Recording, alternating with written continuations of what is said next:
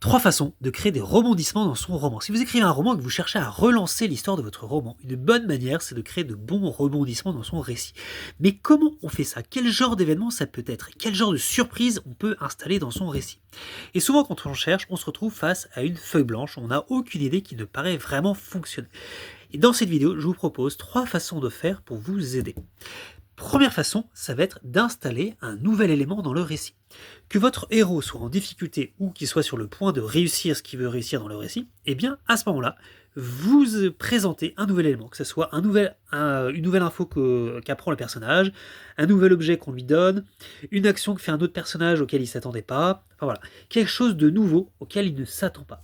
Et du coup, les personnages doivent prendre le temps de découvrir et de comprendre c'est quoi cet nouvel élément. Et du coup, ça va changer en quelque sorte un petit peu la façon dont le récit se déroule. Et c'est très très bien.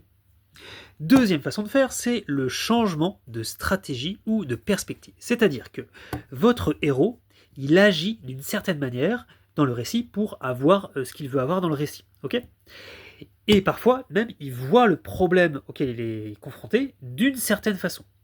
Et ça, au bout d'un moment, le personnage va se rendre compte que ça ne marche pas. Soit c'est pas la bonne manière d'agir, il se dit ça, soit il se rend compte qu'il n'a pas vu les choses de la bonne façon. Du coup, il est un peu oh non, comment n'ai-je pu pas voir la vérité?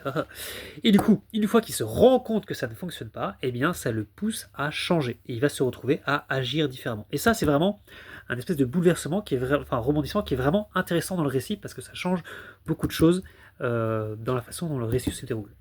Et puis, dernière façon de créer des rebondissements, c'est le changement de dynamique. Alors, je vous explique. C'est-à-dire que soit vous avez un héros qui est en train de subir les événements. Il se fait poursuivre par un tueur en série, il se fait maltraiter par son patron, il se fait rejeter dans ses rendez-vous amoureux, enfin voilà, il subit les événements. Eh bien, faites en sorte qu'il se retrouve à l'initiative. Que du coup, c'est lui qui se met à piéger le tueur en série, c'est lui qui se met à essayer de montrer sa valeur dans l'entreprise. Voilà. Il se retrouve à agir. A l'inverse, si vous aviez un héros qui était en train d'agir, ou plusieurs héros en train d'agir, eh bien, vous allez faire en sorte qu'il y a plein d'événements qui leur arrivent dans la tronche et ils vont se retrouver sur la défensive. Ils étaient en train de chercher trésor, paf, il y a des ennemis qui leur tombent dessus. Vous voyez, ce genre de truc. Dans tous les cas, si vous avez un récit long, eh bien, vous pouvez utiliser plusieurs types de rebondissements et ça, du coup, ça va rendre votre récit vraiment intéressant.